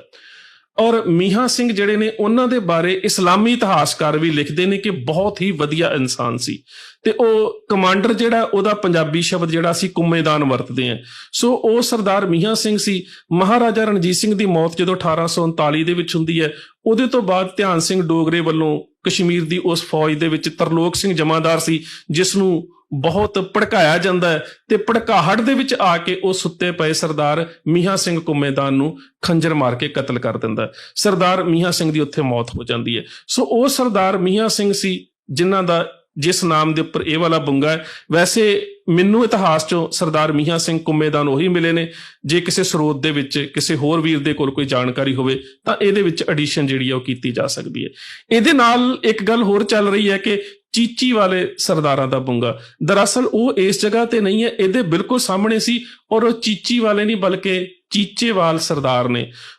ਜੇਕਰ ਇਹਨਾਂ ਦੇ ਇਤਿਹਾਸਕ ਪਿਛੋਕੜ ਨੂੰ ਵੇਖਣਾ ਹੋਵੇ ਤਾਂ ਲੈਪਲ ਗ੍ਰਿਫਨ ਤੇ ਜਿਹੜੀ ਫ੍ਰਾਂਸਿਸ ਮੈਸੀ ਦੀ ਕਿਤਾਬ ਹੈ ਜਿਹਦੇ ਵਿੱਚ ਸਰਦਾਰ ਤੇ ਜਿਹੜੇ ਪੰਜਾਬ ਦੇ ਵੱਡੇ ਘਰਾਣੇ ਨੇ ਉਹਨਾਂ ਦਾ ਜ਼ਿਕਰ ਹੈ, ਤਾਂ ਉਹਦੇ ਵਿੱਚ ਜਦੋਂ ਤੁਸੀਂ ਚੀਚੇ ਵਾਲੇ ਸਰਦਾਰਾਂ ਦਾ ਜ਼ਿਕਰ ਪੜ੍ਹੋਗੇ ਤਾਂ ਇਹ ਤਕਰੀਬਨ ਇੱਕ ਨੰਬਰਦਾਰ ਹੋਇਆ ਚੀਚੇ ਪਿੰਡ ਦਾ ਲਾਧੂ, ਤੇ ਲਾਧੂ ਨੰਬਰਦਾਰ ਦਾ ਅੱਗੋਂ ਬੇਟਾ ਸੀ ਸੇਵਾ ਸਿੰਘ ਜਿਹੜਾ 1720 ਦੇ ਵਿੱਚ ਜਿਹੜਾ ਸਿੱਖ ਬਣਿਆ ਤੇ 1720 ਉਹ ਸਮਾਂ ਜਦੋਂ 1716 ਨੂੰ ਬਾਬਾ ਬੰਦਾ ਸਿੰਘ ਬਹਾਦਰ ਦੀ ਸ਼ਹਾਦਤ ਹੋਈ ਸੀ। ਤੇ ਉਹਨਾਂ ਸਮਿਆਂ ਦੇ ਵਿੱਚ ਜਿੱਥੇ ਵੀ ਸਿੱਖ ਲੱਭੇ ਉਹਨਾਂ ਦੇ ਬਾਰੇ ਜਿਹੜਾ ਹੁਕਮਨਾਰੀ ਜਾਰੀ ਹੋ ਚੁੱਕਾ ਸੀ ਕਿ ਨਾਨਕ ਪ੍ਰਸਤਾਵਾ ਬਿਆੰਦ ਬਾ ਕਤਲ ਰਸਾਨੰਦ, ਵੀ ਜਿੱਥੇ ਵੀ ਗੁਰੂ ਨਾਨਕ ਨੂੰ ਮੰਨਣ ਵਾਲਾ ਸਿੱਖ ਮਿਲਦਾ ਹੈ ਇਸ ਨੂੰ ਕਤਲ ਕਰ ਦਿੱਤਾ ਜਾਵੇ। ਸੋ ਜਿਹੜਾ ਸੇਵਾ ਸਿੰਘ ਸੀ ਉਹ ਘਰੋਂ ਭੱਜ ਗਿਆ। ਉਸ ਤੋਂ ਬਾਅਦ ਉਹਦਾ ਭਰਾ ਨੌਧ ਸਿੰਘ ਵੀ ਘਰੋਂ ਭੱਜ ਗਿਆ। ਮਿਸਲਾਂ ਦੇ ਪੀਰੀਅਡ ਦੇ ਵਿੱਚ ਜਿਹੜਾ ਸਰਦਾਰ ਨੌਧ ਸਿੰਘ ਹੈ ਇਹ ਗੁੱਜਰ ਸਿੰਘ ਭੰਗੀ ਦੇ ਕੋਲ ਆ ਗਿਆ ਤੇ ਇਸ ਤਰ੍ਹਾਂ ਦੇ ਨਾਲ ਇੱਕ ਬਹੁਤ ਵੱਡਾ ਜਿਹੜਾ ਕਹਿ ਸਕਦੇ ਹੋ ਸਿੱਖ ਤੇ ਸਰਦਾਰ ਘਰਾਣਾ ਬਣ ਗਿਆ। ਇਹਨਾਂ ਨੂੰ ਚੀਚੇ ਵਾਲੇ ਸਰਦਾਰਾਂ ਦਾ ਜਿਹੜਾ ਸੀ ਉਹ ਬੁੰਗਾ ਕਿਹਾ ਜਾਂਦਾ ਸੀ। ਉਹ ਲਿਖਤ ਦੇ ਵਿੱਚ ਚੀਚੀ ਵਾਲੇ ਸਰਦਾਰਾਂ ਦਾ ਬੁੰਗਾ ਬਹੁਤ ਬੋਲਿਆ ਜਾ ਰਿਹਾ। ਸੋ ਇਸ ਕਰਕੇ ਇਹ ਜਿਹੜੇ ਬੁੰਗੇ ਨੇ ਜਿਨ੍ਹਾਂ ਦੀ ਮੈਂ ਤੁਹਾਨੂੰ ਦੱਸ ਦਿੱਤੀ ਹੈ ਕਿ ਪਹਿਲਾ ਬੁੰਗਾ ਜਿਹੜਾ ਉਹ ਸਰਦਾਰ ਮੀਹਾਂ ਸਿੰਘ ਕੁੰਮੇਦਾਨ ਦਾ ਹੈ। ਹੁਣ ਅਸੀਂ ਗੱਲ ਕਰਦੇ ਹਾਂ ਕਿ ਇਹ ਕਿੰਨੀ ਕੁ ਪੁਰਾਣੀ ਇਮਾਰਤ ਹੋ ਸਕਦੀ ਹੈ। ਉਹ ਤਕਰੀਬਨ ਜੇਕਰ ਅਸੀਂ ਵੇਖੀਏ ਤਾਂ ਤਕਰੀਬਨ 24 ਸਾਲ ਦੇ ਵਿੱਚ ਜਿਹੜੇ ਨੇ ਤਮੀਰ ਹੋਏ ਨੇ 1847 ਤੋਂ ਲੈ ਕੇ 1870 ਤੱਕ। ਕਿ ਜਿਹੜਾ ਮੀਹਾਂ ਸਿੰਘ ਕੁੰਮੇਦਾਨ ਵਾਲਾ ਜਿਹੜਾ ਬੁੰਗਾ ਹੈ ਉਸ ਦੀ ਤਮੀਰ ਦਾ ਸਾਲ ਜਿਹੜਾ ਉਹ 1870 ਹੈ ਤੇ ਜਿਹੜਾ ਗਿਆਨੀਆਂ ਵਾਲਾ ਬੁੰਗਾ ਹੈ ਇਸ ਦੀ ਜਿਹੜਾ ਤਮੀਰ ਦਾ ਸਾਲ ਹੈ ਉਹ 1861 ਹੈ। ਹੁਣ 1860 70 1861 ਉਸ ਤੋਂ ਬਾਅਦ ਵਾਲਾ 1858 ਦੇ ਵਿੱਚ, ਉਸ ਤੋਂ ਪਹਿਲਾਂ ਵਾਲਾ 1847 ਦੇ ਵਿੱਚ। ਸੋ ਇਹ ਜਿਹੜੇ ਬੁੰਗੇ ਨੇ ਤਕਰੀਬਨ 1847 ਤੋਂ ਲੈ ਕੇ ਤੇ 1870 ਦੇ ਵਿੱਚ 24 ਸਾਲ ਦੇ ਵਿੱਚ ਤਮੀਰ ਹੋਏ ਨੇ। ਤੇ ਇਸ ਤੋਂ ਤੁਸੀਂ ਇਹਦਾ ਅੰਦਾਜ਼ਾ ਲਾ ਸਕਦੇ ਹੋ ਕਿ ਇਹਨਾਂ ਦੀ ਪੁਰਾਤਨਤਾ ਜਿਹੜੀ ਹੈ ਉਹ ਕਿੰਨੀ ਕੁ ਹੈ। ਤਕਰੀਬਨ 160-61 ਸਾਲ ਤੋਂ ਲੈ ਕੇ ਤੇ 175 ਸਾਲ ਤੱਕ ਜਾਂ 180 ਸਾਲ ਤੱਕ ਜਿਹੜੇ ਪੁਰਾਣੇ ਇਹ ਬੁੰਗੇ ਜਿਹੜੇ ਨੇ ਇਹ ਬਣਦੇ ਨੇ। ਹੁਣ ਜਿਹੜਾ ਸਭ ਤੋਂ ਵੱਡਾ ਸਵਾਲ ਹੁੰਦਾ ਹੈ ਇਹਦੇ ਪਿੱਛੇ 3-4 ਚੀਜ਼ਾਂ ਦੀ ਖਾਸ ਇhtiyat ਵਰਤਣ ਦੀ ਲੋੜ ਹੈ। ਪਹਿਲੀ ਗੱਲ ਤੇ ਇਹ ਹੈ ਕਿ ਦਰਬਾਰ ਸਾਹਿਬ ਪਰਿਸਰ ਦਾ ਜਿਹੜਾ ਆਲਾ ਦੁਆਲਾ ਹੈ ਇਹਦੀ ਕਿਤੇੋਂ ਵੀ ਪਟਾਈ ਕੀਤੀ ਜਾਵੇ। ਇਹਦੇ ਥੱਲੇ ਜ਼ਮੀਨ ਦੋਜ਼ ਇਮਾਰਤਾਂ ਜ਼ਰੂਰ ਨਿਕਲਣਗੀਆਂ। ਜਿਹੜੀ ਸਾਡੇ ਮਨ ਦੇ ਵਿੱਚ ਇਹ ਗੱਲ ਪਾਈ ਜਾ ਰਹੀ ਹੈ ਕਿ ਸ਼ਾਇਦ ਇੱਥੇ ਕੋਈ ਸੁਰੰਗ ਨਹੀਂ ਹੈ, ਨਹੀਂ, ਜੇਕਰ ਤੁਸੀਂ ਉਸ ਸਮੇਂ ਦੇ ਪੁਰਾਤਨ ਸਰੋਤਾਂ ਨੂੰ ਪੜ੍ਹੋ ਤਾਂ ਉਹਦੇ ਵਿੱਚ ਤੁਹਾਨੂੰ ਪਤਾ ਲੱਗੇਗਾ ਕਿ ਉੱਥੇ ਜਿਹੜੇ ਜ਼ਮੀਨ ਦੋਜ਼ ਕਮਰੇ ਸੀ ਜਿਨ੍ਹਾਂ ਨੂੰ ਸਰਦਖਾਨੇ ਕਿਹਾ ਜਾਂਦਾ ਸੀ, ਠੰਡੇ ਰਹਿਣ ਵਾਲੇ ਕਮਰੇ, ਉਹ ਤਕਰੀਬਨ ਇਹਨਾਂ ਬੁੰਗਿਆਂ ਦੇ ਵਿੱਚ ਤਾਮੀਰ ਕੀਤੇ ਗਏ ਸੀ। ਦੂਸਰੀ ਗੱਲ ਅਹਿਮ ਇਹ ਹੈ ਕਿ ਜਿਹੜੀ ਇਮਾਰਤ ਸੁਰੱਖਿਅਤ ਮਿਲੀ ਹੈ, ਵੇਖੋ ਅੱਜ ਕੱਲ੍ਹ ਤਾਂ ਬਹੁਤ ਸਾਰੇ ਸਾਧਨ ਨੇ। ਸਾਡੀ ਕਾਰ ਸੇਵਾ ਦੇ ਪ੍ਰਬੰਧ ਦੇ ਵਿੱਚ ਇੱਕ ਬਹੁਤ ਵੱਡੀ ਢਿੱਲ ਰਹੀ ਹੈ। ਮੈਂ ਇਹ ਨਹੀਂ ਕਹਿੰਦਾ ਕਿ ਸਾਰੇ ਥਾਵਾਂ ਤੇ ਉਹ ਗਲਤ ਨੇ। ਬਹੁਤ ਥਾਵਾਂ ਤੇ ਜਿੱਥੇ ਨਵੇਂ ਲੰਗਰ ਤੇ ਨਵੀਆਂ ਇਮਾਰਤਾਂ ਉਹਨਾਂ ਨੇ ਤਾਮੀਰ ਕੀਤੀਆਂ ਨੇ ਉਹਨਾਂ ਦੇ ਵਿੱਚ ਕਾਰ ਸੇਵਾ ਵਾਲੇ ਬਾਬਿਆਂ ਦੀ ਭੂਮਿਕਾ ਚਲੋ ਵਧੀਆ ਮੰਨੀ ਜਾ ਸਕਦੀ ਹੈ। ਪਰ ਜਿੱਥੇ ਪੁਰਾਣੀਆਂ ਇਮਾਰਤਾਂ ਨੂੰ ਢਾਉਣ ਦੀ ਗੱਲ ਸੀ, ਅਜੇ ਤੱਕ ਕਮੇਟੀ ਦੇ ਵੱਲੋਂ ਜਾਂ ਕਾਰ ਸੇਵਾ ਵਾਲੇ ਬਾਬਿਆਂ ਵੱਲੋਂ ਇੱਕ ਮਾਹਿਰਾਂ ਦਾ ਗਠਿਤ ਨਹੀਂ ਕੀਤਾ ਗਿਆ,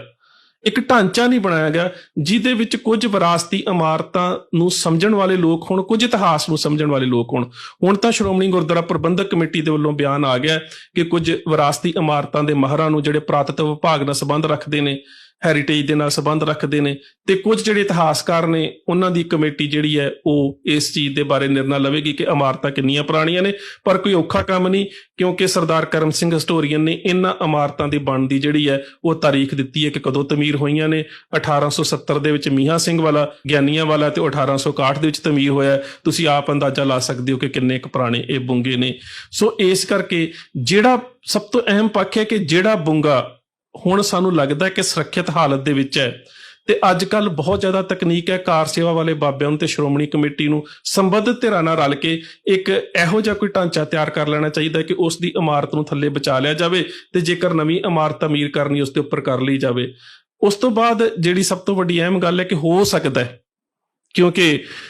ਜਦੋਂ ਗੁਰਦੁਆਰਾ ਸੁਧਾਰ ਲਹਿਰ ਦੇ ਦੌਰਾਨ ਪ੍ਰਕਰਮਾਂ ਦੇ ਵਿੱਚੋਂ ਮੂਰਤੀਆਂ ਜਿਹੜੀਆਂ ਸੀ ਉਹ ਕੱਢੀਆਂ ਗਈਆਂ, ਇਹ ਵੀ ਹੋ ਸਕਦਾ ਹੈ ਕਿ ਕੱਲ ਨੂੰ ਤੁਸੀਂ ਹੋਰ ਕੋਈ ਅੱਗੇ ਖੁਦਾਈ ਕਰਦੇ ਹੋ ਤੇ ਕੋਈ ਕਿਸੇ ਕਹਿ ਸਕਦੇ ਹੋ ਕਿ ਹੋਰ ਧਰਮ ਦੀ ਕੋਈ ਮੂਰਤੀ ਜਾਂ ਕੋਈ ਚਿੰਨ੍ਹ ਨਿਕਲ ਆਵੇ, ਤੇ ਸਾਡੀ ਕੌਮ ਦੇ ਵਾਸਤੇ ਇੱਕ ਨਵਾਂ ਜਿਹੜਾ ਕਹਿ ਸਕਦੇ ਹੋ ਕਿ ਇੱਕ ਨਵਾਂ ਮਸਲਾ ਖੜਾ ਹੋ ਜਾਵੇ। ਸੋ ਮੇਰੇ ਖਿਆਲ ਦੇ ਨਾਲ ਸਾਨੂੰ ਬੜੀ ਸੰਜੀਦਗੀ ਦੇ ਨਾਲ ਇਸ ਮਸਲੇ ਨੂੰ ਵਾਚਣ ਦੀ ਲੋੜ ਹੈ। ਬੁੰਗਿਆਂ ਦਾ ਇਤਿਹਾਸ ਕਦੋਂ ਬਣੇ, ਕਿਵੇਂ ਬਣੇ, ਉਹ ਮੈਂ ਸਾਰਾ ਜਿਹੜਾ ਸੀਗਾ ਉਹ ਤੁਹਾਡੇ ਨਾਲ ਸਾਂਝਾ ਜਿਹੜਾ ਉਹ ਕਰ ਦਿੱਤਾ ਹੈ। ਪਰ ਇਹ ਇਵੇਂ ਦੀ ਗੱਲ ਨਹੀਂ ਹੈ, ਇਵੇਂ ਦਾ ਮਸਲਾ ਨਹੀਂ ਹੈ ਜਿਹੜਾ ਹੱਲ ਨਾ ਹੋ ਸਕੇ, ਬਲਕਿ ਸਮੱਸਿਆ ਇਹ ਹੈ ਕਿ ਕਾਰ ਸੇਵਾ ਵਾਲੇ ਜਿਹੜੇ ਬਾਬੇ ਹੈ ਉਹਨਾਂ ਨੂੰ ਵੀ ਹੁਣ ਇਸ ਪਾਸੇ ਧਿਆਨ ਦੇਣਾ ਪਵੇਗਾ ਕਿ ਕੌਮ ਬਹੁਤ ਚੇਤਨ ਹੋ ਚੁੱਕੀ ਹੈ, ਨੌਜਵਾਨਾਂ ਦੇ ਵਿੱਚ ਚੇਤਨਤਾ ਆ ਚੁੱਕੀ ਹੈ। ਨੌਜਵਾਨ ਹੁਣ ਜਾਂ ਕੌਮੀਅਤ ਜਿਹੜੀ ਹੈ ਜਾਂ ਸਾਡੀ ਕੌਮ ਹੈ, ਇਹ ਬਰਦਾਸ਼ਤ ਨਹੀਂ ਕਰੇਗੀ ਕਿ ਕਾਰ ਸੇਵਾ ਦੇ ਨਾਮ ਦੇ ਹੇਠ ਤੁਸੀਂ ਆਪਣੀਆਂ ਪੁਰਾਤਨ ਜਾਂ ਇਤਿਹਾਸਕ ਇਮਾਰਤਾਂ ਨੂੰ ਢਾਹ ਦਿਓ। ਸੋ ਜਦੋਂ ਵੀ ਕਿਸੇ ਇਮਾਰਤ ਦੀ ਕਿਸੇ ਵੀ ਤਰ੍ਹਾਂ ਦੀ ਕਹਿ ਸਕਦੇ ਹੋ ਕਿ ਪਹਿਲੀ ਗੱਲ ਤਾਂ ਜਿਹੜੀਆਂ ਪੁਰਾਤਨ ਇਤਿਹਾਸਕ ਇਮਾਰਤਾਂ ਨੇ ਉਹਨਾਂ ਨੂੰ ਪ੍ਰੀਜ਼ਰਵ ਕਰਨ ਵਾਲੇ ਪਾਸੇ ਤੁਰਨਾ ਚਾਹੀਦਾ ਹੈ। ਜਿਹੜਾ ਸਾਡੀ ਕੌਮ ਦੀ ਮਾਨਸਿਕਤਾ ਤੇ ਇਹ ਗੱਲ ਘਰ ਕਰ ਗਈ ਨਾ ਕਿ ਪੁਰਾਣੀ ਨੂੰ ਤੋੜ ਦਿਓ ਤੇ ਸੰਗਮਰਮਰ ਦੀ ਨਵੀਂ ਉਸਾਰ ਦਿਓ, ਸਭ ਤੋਂ ਵੱਧ ਨੁਕਸਾਨ ਸਾਡਾ ਉਸ ਚੀਜ਼ ਨੇ ਕੀਤਾ ਹੈ ਕਿ ਅਸੀਂ ਆਪਣੀ ਆਉਣ ਵਾਲੀ ਭਵਿੱਖ ਦੀ ਪੀੜ੍ਹੀ ਦੇ ਵਾਸਤੇ ਆਪਣੇ ਵਿਰਸੇ ਦੀ ਕੋਈ ਨਿਸ਼ਾਨੀ ਜਿਹੜੀ ਹੈ ਉਹ ਸਾਬਤ ਨਹੀਂ ਰਹਿਣ ਦਿੱਤੀ। ਸੋ ਇਸ ਕਰਕੇ ਉਹਨਾਂ ਨੂੰ ਵੀ ਕੁਝ ਇਤਿਹਾਸਕਾਰਾਂ ਦਾ ਤੇ ਕੁਝ ਜਿਹੜੇ ਪੁਰਾਤਨ ਇਮਾਰਤਾਂ ਦੇ ਜਾਣਕਾਰ ਨੇ ਉਹਨਾਂ ਦਾ ਗਠਨ ਕਰਨਾ ਚਾਹੀਦਾ ਹੈ, ਤਾਂ ਜੋ ਆਉਣ ਵਾਲੇ ਸਮੇਂ ਦੇ ਵਿੱਚ ਇਵੇਂ ਦੀਆਂ ਸਮੱਸਿਆਵਾਂ ਤੋਂ ਬਚਿਆ ਜਾ ਸਕੇ। ਸੋ ਇੰਨੀਆਂ ਕੁ ਬੇਨਤੀਆਂ ਪ੍ਰਵਾਨ, ਫਤਿਹ ਦੀ ਸਾਂਝ, ਪਿਆਰ ਸਹਿਤ ਆਖਣਾ ਜੀ। ਵਾਹਿਗੁਰੂ ਜੀ ਕਾ ਖਾਲਸਾ, ਵਾਹਿਗੁਰੂ ਜੀ ਕੀ ਫਤਿਹ।